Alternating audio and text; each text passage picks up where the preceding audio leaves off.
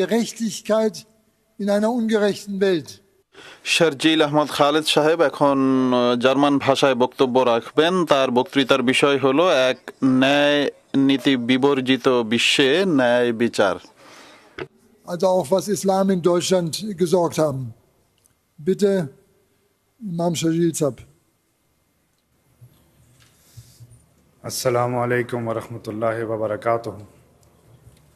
أشهد أن لا إله إلا الله وحده لا شريك له وأشهد أن محمدا عبده ورسوله أما بعد فأعوذ بالله من الشيطان الرجيم بسم الله الرحمن الرحيم. Es herrscht Ausnahmezustand. Armut, Hunger, Krieg. Die Spirale der Ungerechtigkeit hat পৃথিবীতে একটি অশান্ত পরিস্থিতি বিরাজমান। দারিদ্র, ক্ষুধা, যুদ্ধের পরিস্থিতি সর্বত্র বিরাজ করছে। একটি অন্যায়ের চক্র একটি দেশকে ধ্বংসস্তূপে পরিণত করছে। সর্বত্রই আগুন, রক্ত এবং বিকৃত মৃতদেহ দেখা যাচ্ছে। মানুষের সামনে মৃত্যু নৃত্য করছে। এই বিশৃঙ্খলার মাঝে একটি 7 সদস্যের পরিবার পালানোর চেষ্টা করে। বোমার ভয়ে তারা পালিয়ে যাচ্ছে, মৃত্যুর ভয়ে তারা পালাচ্ছে।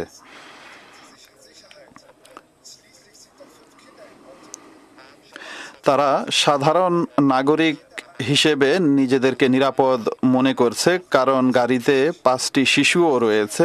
পরিবারটি বিশ্বাস করে যে কেউ এতটা নিষ্ঠুর হতে পারে না যে শিশুদের উপরও আক্রমণ করবে, কিন্তু তাদের ধারণা ভুল প্রমাণিত হয়। অন্যায় এমন এক মাত্রায় পৌঁছেছে যা কল্পনার বাইরে। তাদের ঠান্ডা মাথায় গুলি করা হয়। কেবল একটি লোক রক্ষা পায়। নিজের পরিবারের নিথর দেহগুলো ঘিরে সেই লোকটি অসহায়ভাবে ফোনের দিকে হাত বাড়ায়। কাঁপা কাঁপা কণ্ঠে সে জরুরি পরিষেবায় ফোন করে। সে বলে, আমি খুব ভয় পাচ্ছি, দয়া করে আসুন। একটি অ্যাম্বুলেন্স রওনা দেয়, কিন্তু হঠাৎ যোগাযোগ বিচ্ছিন্ন হয়ে যায়। এগুলোই ছিল তার শেষ কথা যা সে অ্যাম্বুলেন্সকে বলেছিল।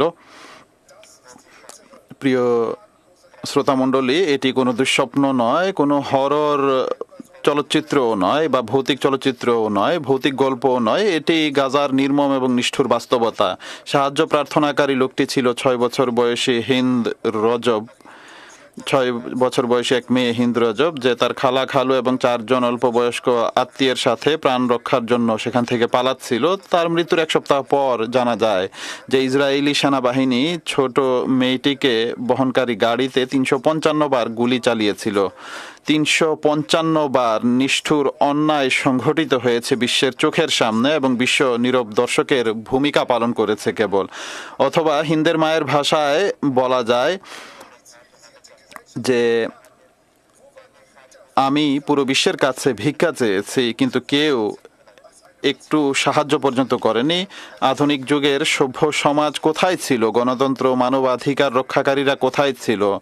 তোমরা কোথায় ছিলে যখন একজন অসহায় মা চিৎকার করছিলেন, যখন তিনি ন্যায় বিচারের জন্য, অন্যায় পরিপূর্ণ একটি বিশ্বে ন্যায় বিচারের জন্য কাঁদছিলেন? আজকের অন্যায়ের মাত্রা মানুষকে গভীরভাবে বিধ্বস্ত করে, কারণ আমরা ইতিহাস থেকে কিছুই শিখিনি বলে মনে হয়। মনে করা হতো যে শতাব্দীর পর শতাব্দীর নিষ্ঠুর যুদ্ধের পর বিশ্ব শান্তি ও ন্যায় বিচারের জন্য কিছু সুব্যবস্থা গ্রহণ করেছে।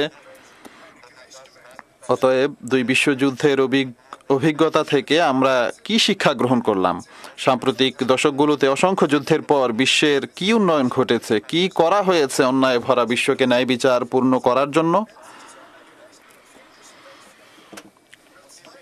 1900 এবং 20 শতাব্দীর গোড়ার দিকে অনেকেই বিশ্বাস করতেন যে বৈজ্ঞানিক এবং প্রযুক্তিগত অগ্রগতি মানবজাতির ক্রমাগত উন্নতি সাধন করবে এবং শেষ পর্যন্ত একটি ন্যায় বিচারপূর্ণ ও শান্তিপূর্ণ বিশ্ব গড়ে উঠবে। কিন্তু 2টি বিধ্বংসী বিশ্বযুদ্ধের পর এই বিশ্বাসের ভিত চূর্ণ বিচূর্ণ হয়ে যায়। এবং বিশ্বকে নতুন করে ন্যায় বিচারের প্রশ্নের মুখোমুখি হতে হয়। এরপর থেকে দুটি মূল ধারণা ন্যায় বিচারের আধুনিক ধারণাকে প্রভাবিত করেছে। প্রথমত, উদার গণতন্ত্রের ভিত্তিতে নতুন প্রতিষ্ঠান এবং কাঠামো তৈরি করতে হবে যা একটি ন্যায় ভিত্তিক সমাজ গঠনকে সম্ভব করে তুলবে। দ্বিতীয়ত, ন্যায় বিচারকে বোঝার জন্য বিভিন্ন এবং বহুমাত্রিক দৃষ্টিভঙ্গি প্রয়োজন। প্রতিটি মানুষ তার অভিজ্ঞতা এবং পরিবেশের কারণে ভিন্নভাবে গড়ে ওঠে, যার ফলে কেউ সম্পূর্ণভাবে নিরপেক্ষ এবং সম্পূর্ণ ন্যায়পন্থী হতে পারে না। এই ধারণাগুলো থেকে বোঝা যায় যে গণতান্ত্রিক প্রতিষ্ঠানগুলোতে বিভিন্ন পটভূমি থেকে আসা লোকদের সিদ্ধান্ত গ্রহণে অংশীদার হওয়া উচিত, যাতে সত্য ও ন্যায় প্রতিষ্ঠার ক্ষেত্রে ন্যায়ের কাছাকাছি পৌঁছা যায় বা পৌঁছানো সম্ভব হয়। এভাবে গণতন্ত্র অর্থাৎ ডেমোক্রেসি এবং বৈচিত্র্যকে আধুনিক ন্যায় বিচারের মূল মন্ত্র মনে করা হয়। এখন নীতি হলো বৈচিত্র্যের মধ্যে ঐক্য। এই বৈচিত্র্য প্রতিষ্ঠা এবং ক্ষমতার বলয় ভেঙে ফেলতে কোটা পদ্ধতি একটি কার্যকর মাধ্যম হিসেবে দেখা হয়। নারীদের জন্য কোটা, অভিবাসীদের জন্য কোটা, লিঙ্গ পরিচয়ের জন্য কোটা, এমনকি বৈচিত্র্যের কোটার কথাও বলা হয়। আধুনিক বিশ্বাস অনুযায়ী যত বেশি বৈচিত্র্য থাকবে ততই ন্যায়ের সম্ভাবনা বাড়বে। এটাই হলো বর্তমান দৃষ্টিভঙ্গি। যতটা বহুজাতিক গোষ্ঠী ভিত্তিক বিষয় হবে ততই ন্যায় প্রতিষ্ঠিত হবে, এটি আধুনিক বিশ্বাস। কিন্তু এই বৈচিত্র্য সমাজে কি পরিবর্তন আনতে পেরেছে? উদার গণতন্ত্রগুলো কি বৈচিত্র্যের মাঝে ঐক্যের প্রতিশ্রুতি রাখতে পেরেছে? সাম্প্রতিক দশকগুলোতে তারা কি সত্যি ন্যায় বিচার নিশ্চিত করতে পেরেছে? অনেক ধরনের অন্যায় রয়েছে, যেমন সামাজিক বা অর্থনৈতিক অন্যায়, কিন্তু সবচেয়ে ভয়াবহ অন্যায় হলো যুদ্ধ। মার্কিন যুক্তরাষ্ট্র, যা বিশ্বে একটি গণতন্ত্রের মডেল হিসেবে বিবেচিত হয়, তাদের যুদ্ধাপরাধের দিকে তাকালে আধুনিক উদার গণতন্ত্রগুলোর ন্যায় বিচারের অনেক ধারণা পাওয়া যায়। 1964 সালের টংকিন ঘটনার সময় মার্কিন নৌবাহিনী দাবি করেছিল যে উত্তর ভিয়েতনামের স্পিড বোটগুলো কোনো কারণ ছাড়াই দুটি মার্কিন যুদ্ধজাহাজে গুলি চালিয়েছে। পরে পেন্টাগন পেপারস প্রমাণ করে যে কোনো আক্রমণের ঘটনাই ঘটেনি এবং মার্কিন সরকার যুদ্ধ শুরু করাকে বৈধতা দেওয়ার জন্য ইচ্ছাকৃতভাবে ঘটনাটি সাজিয়েছে। উপসাগরীয় যুদ্ধেও মিথ্যাচার করা হয়েছিল, যেমন ইনকিউবেটর সংক্রান্ত মিথ্যা। যখন 1990 সালে মার্কিন কংগ্রেসে দাবি করা হয়েছিল যে কুয়েতে আক্রমণের সময় ইরাকি সৈন্যরা অকালপ্রসূত শিশুদের হত্যা করেছিল, পরে জানা যায় যে যুদ্ধকে বৈধতা দেওয়ার জন্য এটি গণযোগাযোগ এজেন্সির মাধ্যমে এই গল্পটি সাজানো হয়। 2003 সালে ইরাক যুদ্ধেও আমেরিকা মিথ্যা দাবি করে যে যুক্তরাষ্ট্র দাবি করেছিল যে ইরাকের কাছে রাসায়নিক অস্ত্র রয়েছে এবং তারা পারমাণবিক অস্ত্র তৈরি করছিল। জাতিসংঘের কোনো অনুমোদন ছাড়াই আন্তর্জাতিক আইন লঙ্ঘন করে ইরাকে আক্রমণ করা হয় এবং লক্ষ লক্ষ মানুষ নিহত হয়, কিন্তু যুদ্ধ শুরুর আগের সমস্ত অভিযোগ পরবর্তীতে মিথ্যা প্রমাণিত হয়েছিল। এগুলো হচ্ছে যুদ্ধাপরাধের কয়েকটি উদাহরণ মাত্র, যা আধুনিক তথাকথিত গণতন্ত্রের হাতে সংঘটিত হয়েছে। 1953 সালের পর থেকে মোট 13টি যুদ্ধ ন্যাটো দেশগুলো আন্তর্জাতিক আইন লঙ্ঘন করে লড়েছে। এটি পশ্চিমা বিশ্বের দুর্নাম কিংবা স্বৈরাচারী শাসনগুলোর অন্যায়গুলোকে উপেক্ষা করার মানুষে বলা হচ্ছে না। নিঃসন্দেহে স্বৈরাচারী শাসনগুলো যুদ্ধাপরাধ এবং অন্যায় করে, সম্ভবত গণতন্ত্রের চেয়েও বেশি। কিন্তু একদিকে স্বৈরাচারীদের একতরফা ভাবে দানব বানানো এবং অন্যদিকে তথাকথিত গণতন্ত্রের মহিমা কীর্তন করা ঐতিহাসিক সত্যের সাথে সাংঘর্ষিক। এটি বিবেচনায় রেখে হুজুর আকদাস সাইয়্যিদুল্লাহ তাআলা বিন ইসরাঈল আজিজ কলম্বিয়া বিশ্ববিদ্যালয়ের অর্থনীতিবিদ অধ্যাপক জেফ্রি স্যাক্সকে উদ্ধৃত করেছেন, যিনি নিম্নলিখিত কথাগুলো বলেছেন যে পশ্চিমা একরোখা গল্প চালিয়ে যাচ্ছে যে পশ্চিম ভালো যখন রাশিয়া এবং চীন খারাপ। এটি একতরফা এবং অত্যন্ত বিপজ্জনক। একটি আধুনিক গণতন্ত্র হওয়া কোনো সাধুর মুকুট নয়, এটি সততার কোনো সিলমোহরও নয়। যুদ্ধাপরাধ এবং মিথ্যা বর্তমানে সব ধরনের শাসন ব্যবস্থায় পাওয়া যায়, তবে ধ্বংসাত্মক বিষয় হলো মিথ্যা এখন ব্যবস্থাপনার অংশ হয়ে গেছে, যেমনটি প্রাক্তন সিআইএ পরিচালক মাইক পম্পেও স্পষ্টভাবে বলেছেন যে আমরা মিথ্যা বলেছি, আমরা প্রতারণা করেছি, আমরা চুরি করেছি। এ বিষয়ে আমরা সম্পূর্ণ প্রশিক্ষণ কোর্স করেছি। নীতি নির্ধারকরা যদি নৈতিকভাবে এতটা রিক্তহস্ত হয়, তাহলে বৈচিত্র্য ও উদারতা ও বহুমাত্রিক হওয়ার অর্থই বা কি, বা এর গুরুত্বই বা কি রয়ে যায়? গাজায় ভোগান্তির প্রতি এই গুরুতর অবহেলার মাধ্যমে এই নৈতিক রিক্তহস্ততা বিশেষভাবে স্পষ্ট হয়ে ওঠে। বারবার আমাদের জামাতকে জিজ্ঞেস করা হয় কেন গাজা? বিশ্বের অন্যান্য দেশেও মারাত্মক ভোগান্তি রয়েছে, যেমন সিরিয়া, ইয়েমেন, আফগানিস্তানেও গুরুতর সমস্যা রয়েছে, কিন্তু আপনারা এই বিষয়ে নীরব এমন অভিযোগ করা হয়। কিন্তু মূল কথা হলো আহমদিয়া মুসলিম জামাত কখনোই অন্যায়ের বিরুদ্ধে নীরব ছিল না। বিশ্বব্যাপী খলিফার নেতৃত্বে এই জামাত সর্বদা পরিষ্কার অবস্থান নিয়েছে এবং সত্যকে স্পষ্টভাবে তুলে ধরেছে। তবে গাজায় যে মানবিক বিপর্যয় ঘটেছে তা ইতিহাসে খুঁজে পাওয়া যায় না। গাজা মানবিক চেতনাবোধের পরীক্ষা করার একটি মাধ্যম, যেমনটি ইউনিসেফ যথার্থভাবে ঘোষণা করেছে। গাজার পক্ষে দাঁড়ানো শুধু রাজনৈতিক প্রশ্ন নয়, এটি মানবতা এবং ন্যায় বিচারের প্রশ্ন। এ কারণেই আহমদিয়া মুসলিম জামাত বারবার গাজার অকল্পনীয় ভোগান্তি সম্পর্কে পৃথিবীকে সচেতন করে আসছে। এ কারণেই হুজুর আনওয়ার রাদিয়াল্লাহু বিন শ্রীলাজি সাম্প্রতিক প্রায় প্রতিটি বক্তৃতা বা খুতবায় গাজার প্রসঙ্গে উল্লেখ করেছেন। গাজা যুদ্ধের পূর্বে অন্যায় কখনো এতটা নগ্নভাবে সংঘটিত হয়নি। কখনোই আমরা আমাদের যুগে এত বড় মানবিক সংকট প্রত্যক্ষ করিনি। অন্যায়কে স্পষ্টভাবে চিহ্নিত করা হোক, এটি ন্যায় বিচারের দাবি। বিশ্ব নীরব আর গাজার অন্যায়ের প্রতি চোখ বন্ধ করে রয়েছে, কিন্তু আমরা নীরব থাকতে পারি না। আমরা ন্যায় বিচারের পক্ষে দাঁড়াবো এবং মানুষকে বাস্তবতা সম্পর্কে সচেতন করব। গাজার ঘটনা প্রবাহ হলো ক্রমাগত এক নজিরবিহীন ধ্বংসের ইতিহাস। প্রায় 10 মাসের যুদ্ধে 40,000-এরও অধিক মানুষ নিহত হয়েছে। গত বছরের নভেম্বর মাসে নিউ ইয়র্ক টাইমসের শিরোনাম ছিল, গাজার সাধারণ মানুষ ইসরায়েলি হামলায় এমনভাবে নিহত হচ্ছে যে ইতিহাসে এমনটি কখনো ঘটেনি। জাতিসংঘের উন্নয়ন সংস্থা ইউএনডিপি অনুযায়ী দ্বিতীয় বিশ্বযুদ্ধের পর গাজায় ইসরায়েলের হামলা একটি অঞ্চলের উপর সবচেয়ে বড় ধ্বংসযজ্ঞ। 2024 সালের এপ্রিলের শেষে ইসরায়েল গাজার উপর 70,000 টনেরও বেশি বোমা নিক্ষেপ করেছে, যা দ্বিতীয় বিশ্বযুদ্ধের সময় ড্রেসডেন, হ্যামবুর্গ এবং লন্ডনে সম্মিলিতভাবে নিক্ষিপ্ত বোমার চেয়েও অধিক। পৃথিবীর আর কোনো যুদ্ধে এত সাংবাদিক এবং জাতিসংঘের কর্মচারী নিহত হয়নি যতটা গাজায় হয়েছে। ইতিহাসে এমন কোনো যুদ্ধ ঘটেনি যেখানে দেশের 80% বাড়ি ঘর ধ্বংস করা হয়েছে, 100% জনগণ বাস্তুচ্যুত হয়েছে এবং নিহতদের মধ্যে 50% শিশু। মানবিক পরিস্থিতি এতটাই ভয়াবহ যে অ্যালেক্স ডি ওয়াল, যিনি প্রসিদ্ধ ক্ষুধা গবেষক, তিনি সতর্ক করে বলেছেন যে আমরা দ্বিতীয় বিশ্বযুদ্ধের পর থেকে সবচেয়ে তীব্র মানব সৃষ্ট দুর্ভিক্ষ প্রত্যক্ষ করতে যাচ্ছি। গাজার পরিস্থিতি কতটা শোচনীয় এবং নৈরাশ্যকর তা বোঝাতে গাজার মজদ নামের এক ব্যক্তি বর্ণনা করেন, যারা এখনো নিহত হয়নি তারাও মৃত্যুকে সামনে দেখতে পাচ্ছে। না গ্যাস, না পানি, এমনকি রুটি পর্যন্ত নেই। সব বেকারি বোমা মেরে ধ্বংস করা হয়েছে। আমরা পাথরের যুগের লোকদের ন্যায় জীবনযাপন করতে বাধ্য হচ্ছি। এখানে জীবন বলতে কিছু নেই, শুধু ক্ষুধা, চরম দারিদ্র, ধ্বংস আর ধ্বংসাবশেষ রয়েছে। আমাদেরকে বলুন যে এটি কবে শেষ হবে। মাজদের এই আকুতি বিশ্বের বেশিরভাগ কর্ণগোচর করা হয়নি, কিন্তু তিনি আমাদের জন্য একটি বিশেষ বার্তা রেখে গেছেন। তাই মাজদকে ভালোভাবে মনে রাখুন, কারণ তার মতো মানুষের বার্তাগুলো মিডিয়াতে প্রায় শোনাই যায় না। এর একটি কারণ হলো ইসরায়েলি সরকার স্বাধীন সংবাদ প্রতিবেদনকে বা সংবাদ প্রকাশকে বাধা দেয়। 2024 সালের জুলাই মাসে ফরেন প্রেস অ্যাসোসিয়েশন ইসরায়েলের তথ্যের অবাধ প্রবাহের উপর বিধিনিষেধ আরোপ করার অভিযোগ তোলে এবং জিজ্ঞেস করে যে ইসরায়েল কি এমন কিছু করছে যা তারা আন্তর্জাতিক সাংবাদিকদের দেখতে দিতে চায় না। এগুলো এমন প্রশ্ন যা জার্মানিতে রাষ্ট্রনীতির সংকীর্ণ সংজ্ঞার কারণে প্রায়ই করা হয় না।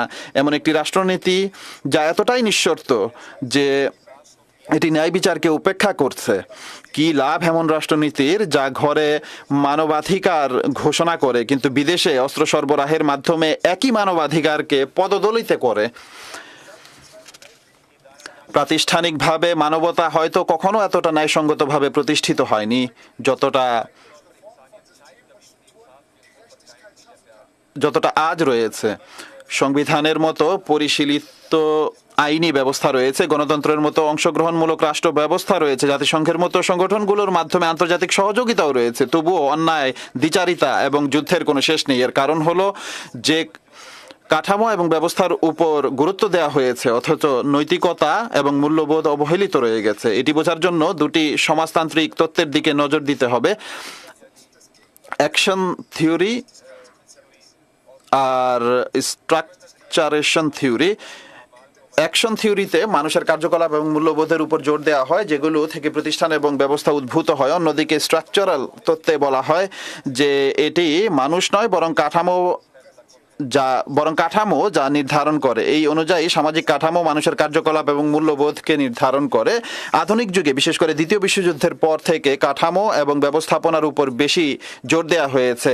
তারা বিশ্বাস করত যে কেবল কাঠামো এবং ব্যবস্থাপনার সংস্কারের মাধ্যমেই ন্যায় বিচার অর্জন করা যেতে পারে। শীতল যুদ্ধ ছিল পুঁজিবাদ এবং সমাজতন্ত্রের মধ্যে কাঠামোগত দ্বন্দ্বের প্রতীক।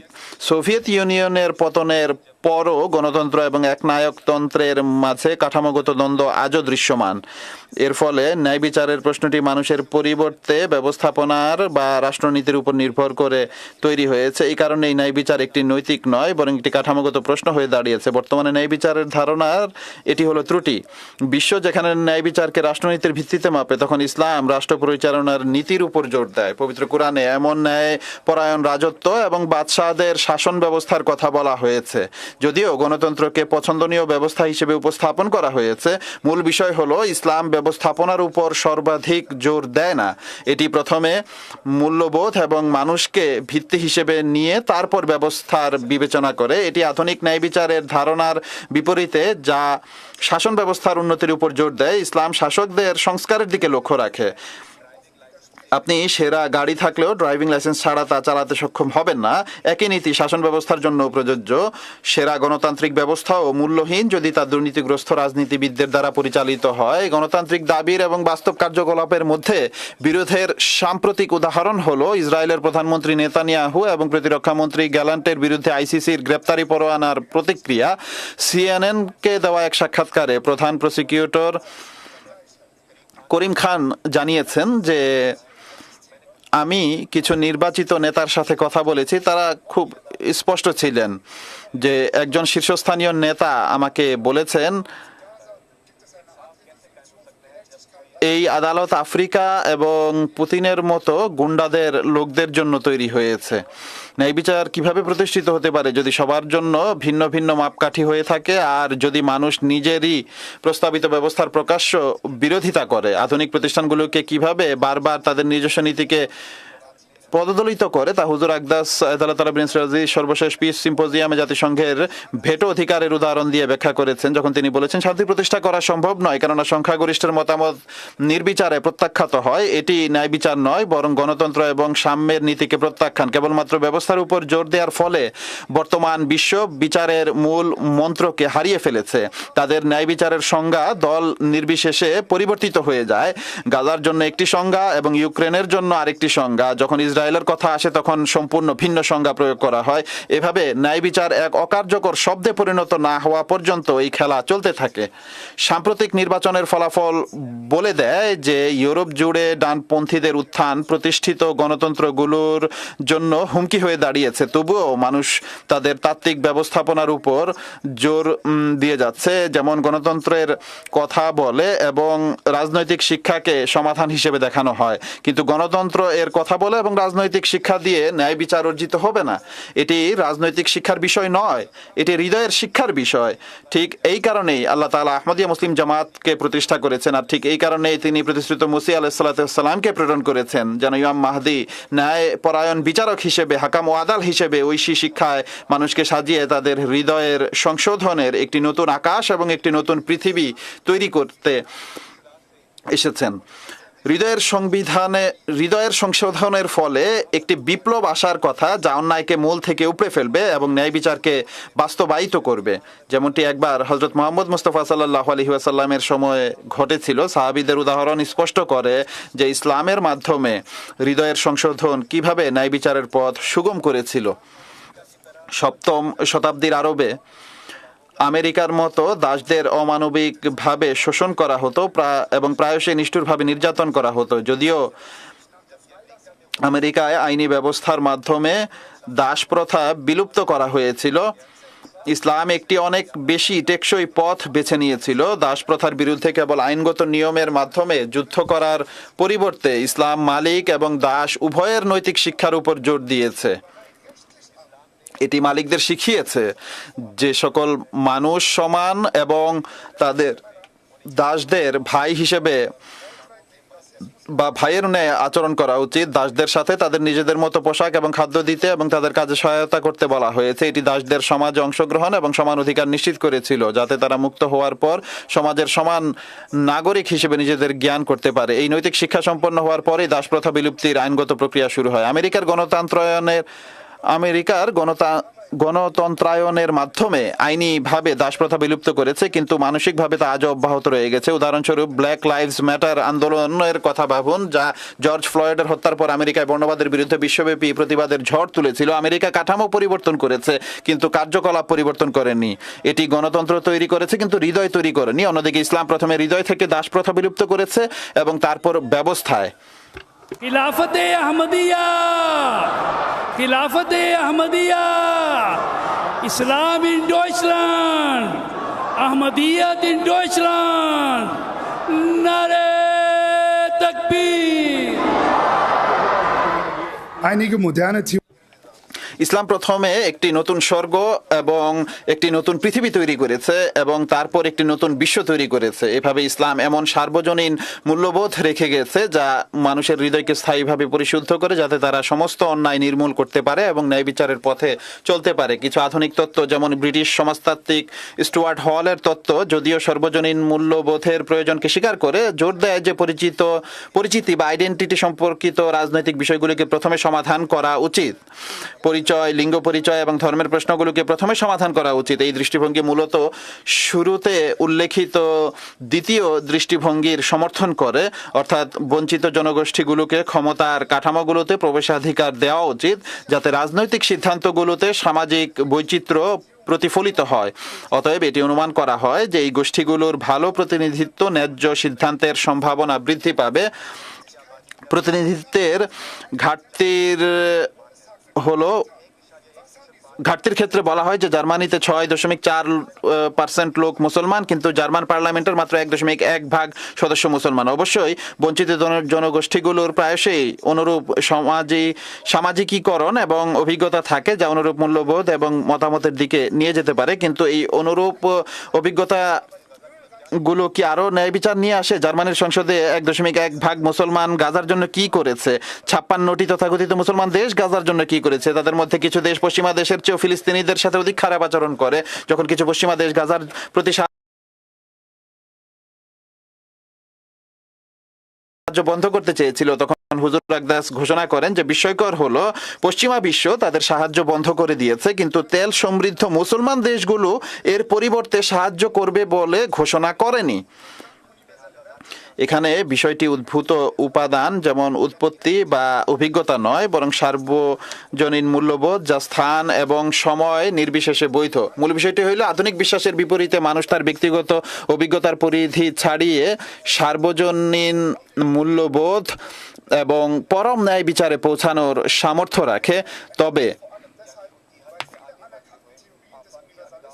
যেহেতু আধুনিক চিন্তাবিদরা দাবি করেন যে মানুষ তার ব্যক্তিগত অভিজ্ঞতার উপর ভিত্তি করে কখনোই নিরপেক্ষভাবে ন্যায় বিচার করতে পারে না, তাই আমাদের মুসলমানদের জন্য এটি অত্যন্ত গুরুত্বপূর্ণ যে আমরা সাবজেক্টিভিটি এবং অবজেক্টিভিটি এর মধ্যকার দ্বন্দ্বটি যেন সমাধান করি। সবশেষে সমস্ত ইসলামী শিক্ষাই পরম ন্যায় বিচার এবং সার্বজনীন মূল্যবোধের উপর ভিত্তি করে।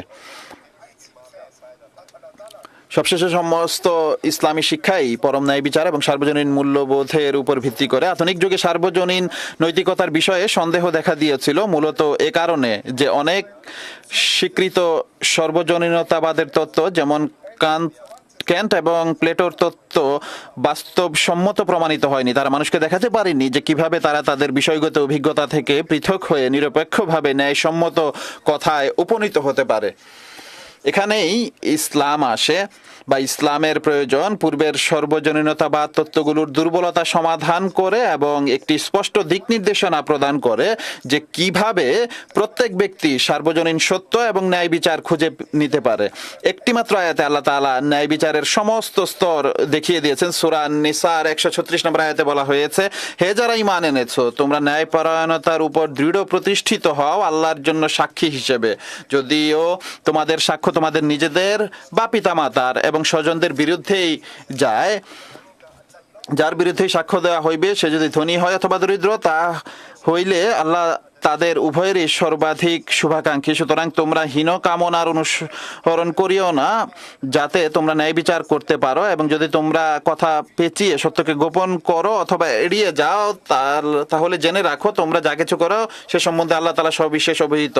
আয়াতের প্রথমাংশে আল্লাহ তাআলা বলেছেন, কুনু কাওয়ামিনা বিল কিসতি শুহাদা লিল্লাহি ওয়ালাউ আলা আনফুসিকুম আবিল ওয়ালিদাইনি ওয়াল আকরাবিন। তোমাদের এমন ন্যায় বিচার করতে হবে যে প্রয়োজন হলে নিজের পিতামাতার এবং আত্মীয়দের বিরুদ্ধে সাক্ষ্য দিতে যেন মানুষ প্রস্তুত হয়ে যায়। আল্লাহ তাআলা হযরত লূত এবং হযরত নূহ আলাইহিস সালাতু ওয়াস সালাম এর স্ত্রীদের উদাহরণ ব্যবহার করে, যাদের পাপের কারণে নবীদের স্ত্রী হওয়া সত্ত্বেও আল্লাহর শাস্তি থেকে রেহাই মেলেনি। আল্লাহ দেখিয়েছেন যে ন্যায় বিচার এতটাই পরম হওয়া উচিত যে কোনো মানবিক সম্পর্ক তা ব্যাহত করতে পারবে না। প্রকৃত সম্পর্ক শুধুই আল্লাহর সাথে, যেমনটি আয়াতের পরবর্তী অংশে বলা হয়েছে, ফাল্লাহু আউলা বিহিমা, অর্থাৎ আল্লাহ তাআলা তাদের উভয়ের অধিক নিকটে। আল্লাহ তাআলা অপর এক স্থানে বলেছেন যে তিনি মানুষের ধমনী বা জীবন শিরার থেকে অধিক নিকটে। এই আয়াতে প্রচলিত অর্থের পাশাপাশি এটি আরও বোঝায় যে আল্লাহর সাথে মানুষের সম্পর্ক এতটাই ঘনিষ্ঠ যে তা নিজের জীবনের কাছাকাছি এর সম্পর্ককেও অতিক্রম করে। তাহলে আল্লাহ এই উপস্থিতির সচেতনতা অর্জন করতে হবে, যাতে মানুষ এক ধরনের ন্যায় বিচারে পৌঁছতে পারে যেখানে সে তার প্রিয়জনদের বিরুদ্ধেও সাক্ষ্য দিতে প্রস্তুত থাকবে। কিন্তু প্রশ্ন হলো, মানুষ কিভাবে এই স্তরে পৌঁছতে পারে?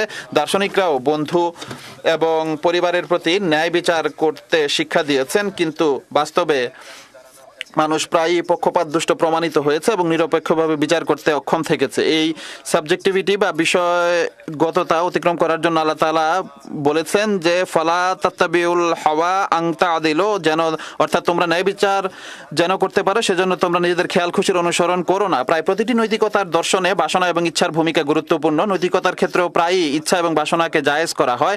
অনেক দার্শনিক যেমন ক্যান্ট যুক্তির মাধ্যমে ইচ্ছা ও বাসনাকে অতিক্রম করার চেষ্টা করেছেন এবং এভাবে প্রকৃত চ্যালেঞ্জকে এড়িয়ে গেছেন। কিন্তু ইসলাম এই সমস্যার মূলে আঘাত করে, কেননা মানুষ যখন তার ইচ্ছা এবং বাসনার সাথে সঠিক ভারসাম্য বজায় রাখে তখনই সে প্রকৃত ন্যায় বিচার করতে সক্ষম হয়। যেমনটি সিগমুন্ড ফ্রয়েড ব্যাখ্যা করেছেন যে মানুষের মানসিক বিকাশ ও কার্যকলাপে বাসনার যথেষ্ট প্রভাব থাকে। ফ্রয়েডের মতে একটি স্বাস্থ্যকর মানসিক ভারসাম্যতার প্রয়োজনে নৈতিকতা এবং বাসনার মধ্যে একটি সামঞ্জস্য প্রতিষ্ঠিত হয়। ফ্রয়েড যদিও কেবল এই বক্তৃতা করেই ক্ষান্ত দিয়েছেন, কিন্তু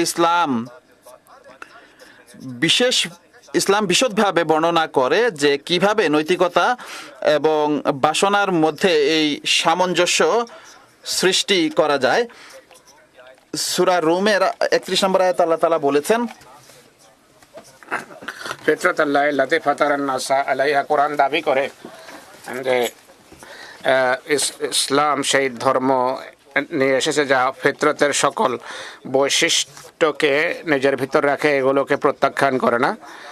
কোরআনের শিক্ষা এই ফিতরত এবং এই প্রকৃতির দিকে ইঙ্গিত করে, এটিকে সুশৃঙ্খল করার শিক্ষা কোরআন দিয়ে থাকে, আর এটি এর উদ্দেশ্য। হাকিকাতুল ওয়াহিতে হযরত মসিহ মাউদ আলাইহিস সালাতু ওয়াস সালাম বলেন, যেহেতু আল্লাহর জ্ঞান মানুষের পরিপূর্ণতার পুরো শক্তি নিজের ভিতর রাখে, তাই এই বইটি অর্থাৎ কোরআন মুত্তাকিদের জন্য পূর্ণ পথ নির্দেশিকা, আর এটি তাদের সেই স্থানে উন্নীত করে যা মানুষের উন্নতির শিখর।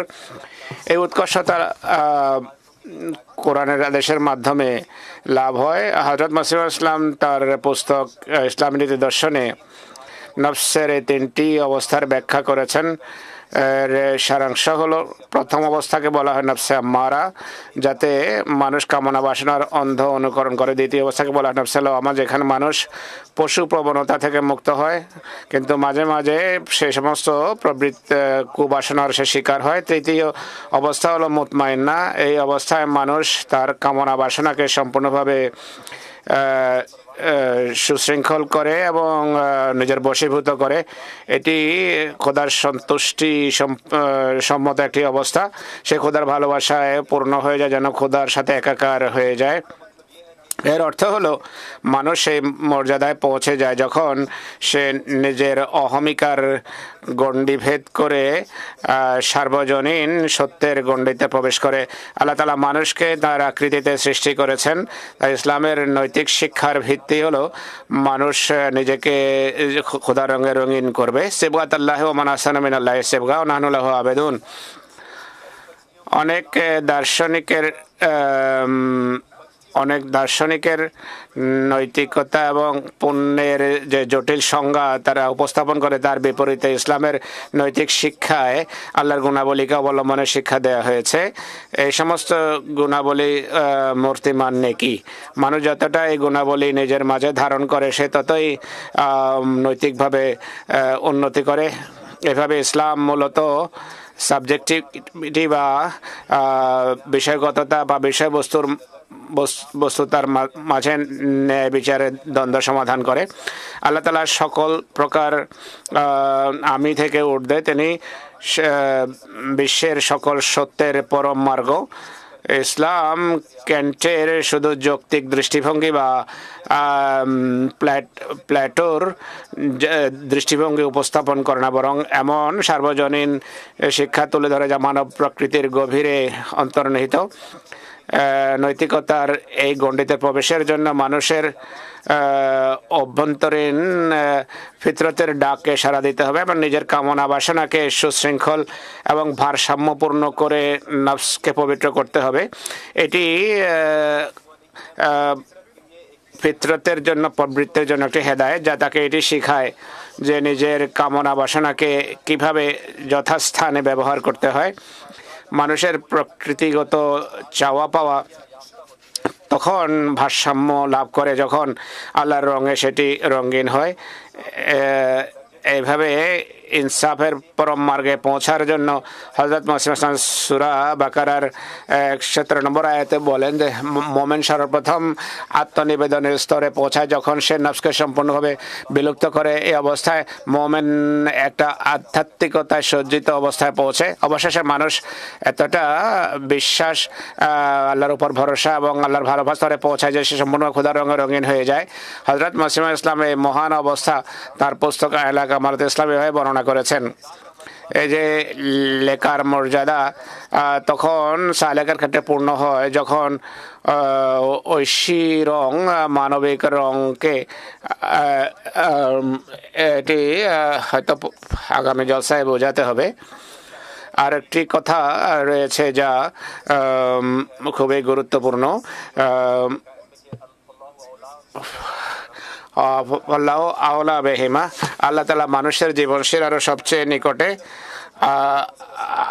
আল্লাহ তাআলা বলছেন মুহাম্মদ সাল্লাল্লাহু আলাইহি ওয়াসাল্লামের মাধ্যমে, তার অনুসরণের মাধ্যমেই খোদার ভালোবাসা অর্জন করা সম্ভব।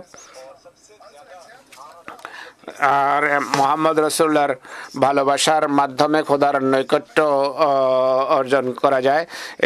এই ভালোবাসা শুধু এমন ব্যক্তি অর্জন করেছেন যিনি সরাসরি মহানবীর সাহাবী ছিলেন না বা তার যুগে রাসূলুল্লাহর যুগে ছিলেন না এই ব্যক্তি, বরং এমন ব্যক্তি যিনি 1400 বছর পর সৃষ্টি হয়েছেন, অর্থাৎ হযরত মির্জা গোলাম আহমদ কাদিয়ানী আলাইহিস সালাম। আর এর মাধ্যমে প্রমাণিত হয় যে প্রকৃত নৈকট্য দৈহিক নৈকট্য নয়, এবং প্রকৃত নৈকট্য হলো আধ্যাত্মিক নৈকট্য। যুগের দিক থেকে দূরে হওয়া সত্ত্বেও আধ্যাত্মিক নৈকট্য অর্জন করা সম্ভব। এটি একটি গুরুত্বপূর্ণ বিষয় যা আমাদেরকে স্মরণ রাখতে হবে। আমি বক্তৃতার শেষের দিকে আসতে চাই এখন।